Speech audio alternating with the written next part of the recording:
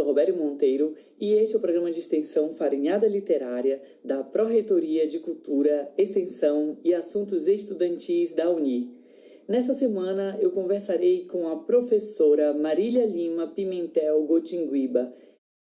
Estou aqui com uma convidada que é maravilhosa. Estou encantado com tudo que tenho descoberto e sempre há uma descoberta, né, para fazer sobre a pessoa da professora doutora Marília Lima Pimentel Gotinguiba.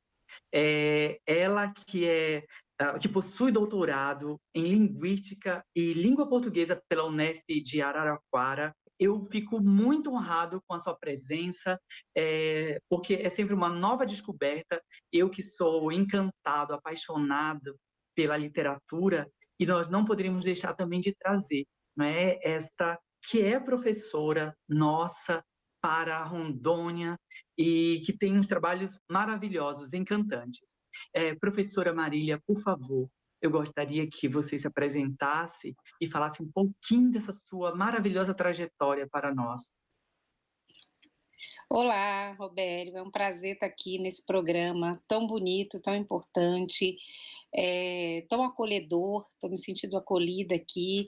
Eu sou a professora Marília, sou professora há 34 anos e há 24 anos, quase 24 anos, há alguns meses de 24 anos, sou professora da Universidade Federal de Rondônia.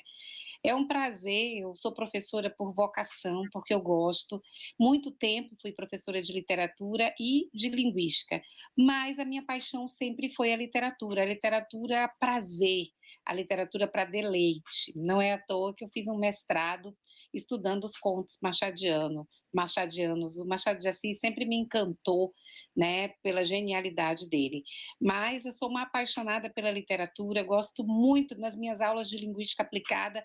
Eu começo as minhas aulas com literatura infanto-juvenil, porque eu sou uma daquelas que pensa que a literatura e a leitura ela tem que estar em sala de aula o tempo inteiro. Maravilha, professora. Eu gostaria, porque eu também sei que você é pesquisadora, né, voltada à área de migração. Eu gostaria de migrar, não somente de migração, mas de políticas públicas e direitos humanos para imigrantes. Eu gostaria que você falasse um pouquinho dessa sua trajetória. Bom, eu comecei a estudar migração porque eu encontrei os migrantes nas ruas. Então, encontrar as pessoas nas ruas, ver as pessoas passando, perceber que falavam outras línguas, outra língua, e eu me apaixonei pela migração quando eu conheci os primeiros haitianos em Porto Velho em 2011, quando eu comecei a encontrar aquelas pessoas que tinham um andar, uma forma de olhar, uma forma de andar de bicicleta, de caminhar diferente da nossa. Então, eu percebi que eram costumes diferentes, uma língua diferente, uma cultura diferente. Logo, comecei a conversar com esses haitianos, aprender a língua e a gostar da migração. E aí fui para a literatura haitiana, fui para a cultura haitiana, mergulhei, e aí fui conhecendo outras culturas, peruanos, bolivianos, venezuelanos. Então, fui entrando nesse mundo da migração, da mobilidade, e me apaixonei. E fui fazer também trabalho humanitário com essas populações. Excelente, professora, muito bom. E eu estava também observando algumas produções suas, né? Eu sei que tem produções recentes, que tem produções que são também voltadas para as crianças. Poderia nos falar um pouquinho sobre essas produções dentro da literatura? Bem, são duas partes. A minha produção acadêmica ela é dividida em algumas partes, né? Como eu disse, eu tenho um pé lá na literatura e um pé na linguística, então eu consigo unir essas duas coisas. Com relação à questão das crianças que você fala, eu trabalho com formação de professores, então como não tem como não trabalhar com a questão dos contos, né? E os contos, então, nós fizemos um trabalho que foi uma análise do Chapeuzinho, uma das histórias, uma das versões da Chapeuzinho Vermelho, que era a Chapeuzinho Adormecida no País das Maravilhas. Pelo título você já percebe que há uma grande intertextualidade com outros contos, que foi um livro que ganhou o Prêmio Jabuti em 2006, né, de um escritor chamado Flávio, da editora FTD, E o Flávio de Souza, que é o autor desse livro, ele teve uma sacada muito interessante, que foi trabalhar com a polifonia e com a intertextualidade. Então, nós fazemos uma análise dessa obra, mostrando quão rica ela é para ser explorada na sala de aula com crianças de ensino fundamental, por exemplo, e como que essa intertextualidade vai despertar o gosto pela leitura e vai acionar sentidos múltiplos, né, para essas crianças, para outras curas. Tem um psicanalista famoso que ele tem um livro, A Psicanálise dos Contos de Fadas, e ele fala justamente que pelos contos de fadas é possível curar, né, muitas crianças de vários problemas, é possível fazer terapia por meio dos contos de fadas. Então, acho que a gente, da área das línguas, da língua portuguesa, da literatura, a gente pode trabalhar isso voltado para a criança. Então, esse artigo ele foi um artigo de análise, né, tratando dessa questão da intertextualidade, mas, de certa forma, ele vem trazer esse viés de como é importante trabalhar com a literatura e com essa produção, essa profusão, multiplicidade de sentidos que a literatura pode despertar na sala de aula. Ouh là là, je reste enchantée. Professora, que maravilha! Eu estou aqui, é sério, eu começo a pensar nessa, nessa sua trajetória, né? E me envolvo, sabe, pensando em muitas outras possibilidades, né? E eu gostaria que você nos falasse agora, nesse momento, se possível, dos seus últimos trabalhos, né? Desse que você tem colocado, eu sei que tudo você coloca, dá para perceber isso, fica muito claro para nós, né? De você colocar o seu coração, né? E isso é muito legal, é muito importante. Então, o que eu gostaria de saber, nós gostaríamos de saber, né? Que trabalho agora você está desenvolvendo, né? E que logo, logo estará aí para todos nós também. Bem, ultimamente eu tenho feito pesquisas na área de português como língua de acolhimento, e trabalhar o acolhimento, a hospitalidade é algo muito interessante, principalmente em se tratando de Brasil, que a gente tem aquela imagem do brasileiro como acolhedor, como recebe bem, mas isso não é uma verdade absoluta. Então temos feito pesquisas sobre isso, em como ensinar e acolher essas pessoas do ponto de vista teórico, lá do Derrida, da questão da hospitalidade.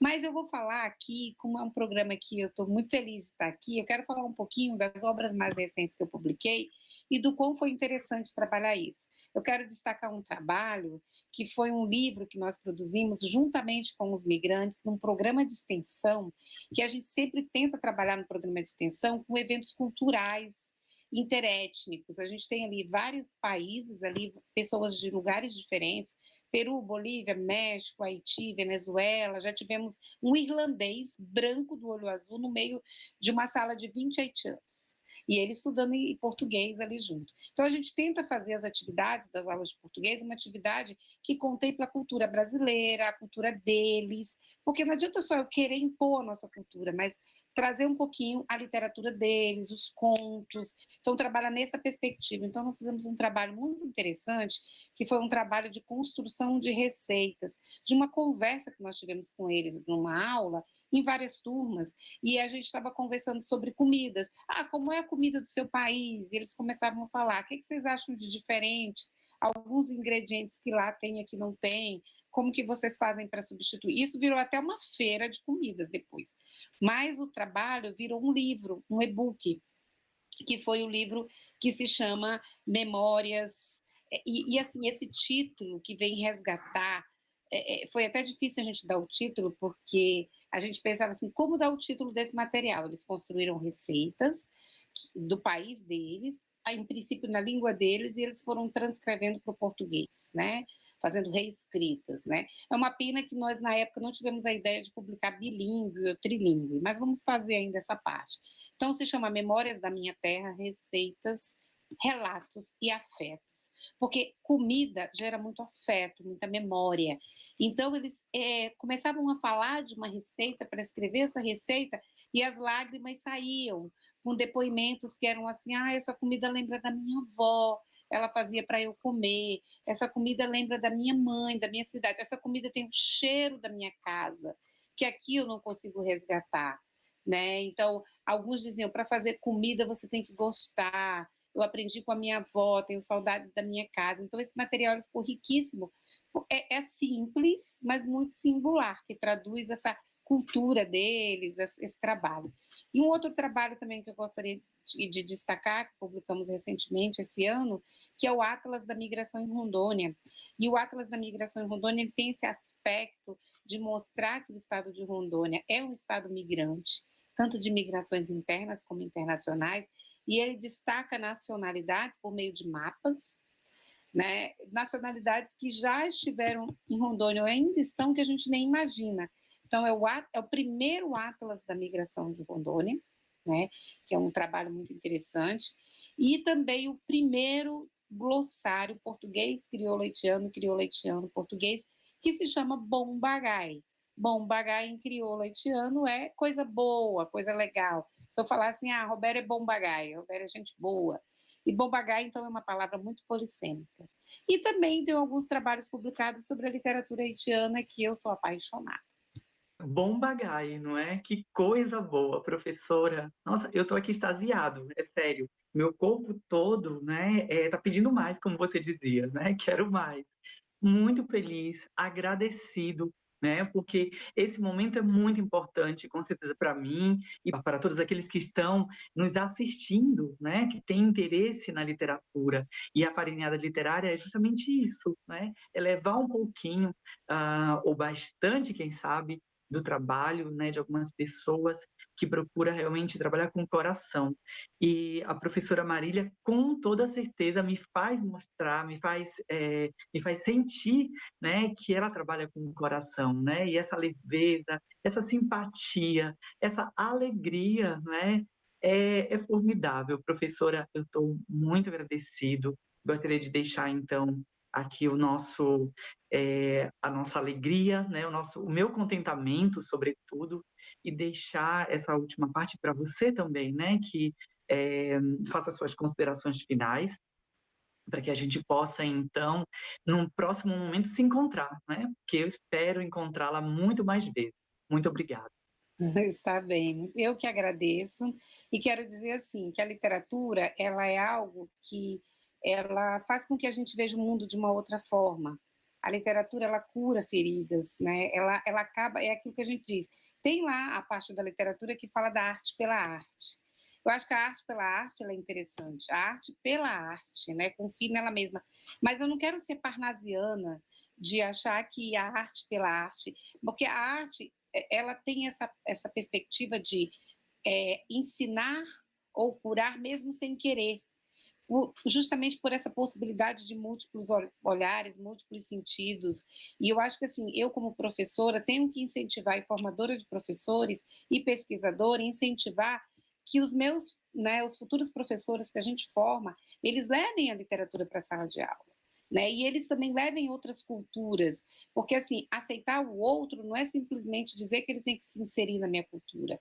E esse é um pouco o trabalho que a gente faz na pastoral também, o trabalho que a gente faz no programa de extensão, que é dizer, olha, integrar ou inserir é a gente também querer aprender um pouco deles. Então, a primeira coisa que eu fiz quando eu conheci os haitianos foi dizer, eu quero aprender a língua deles, porque eu quero me comunicar na língua deles, eu quero saudá-los, perguntar como eles estão na língua deles, para eles sentirem que alguém se interessa por uma língua que é o crioulo haitiano, né?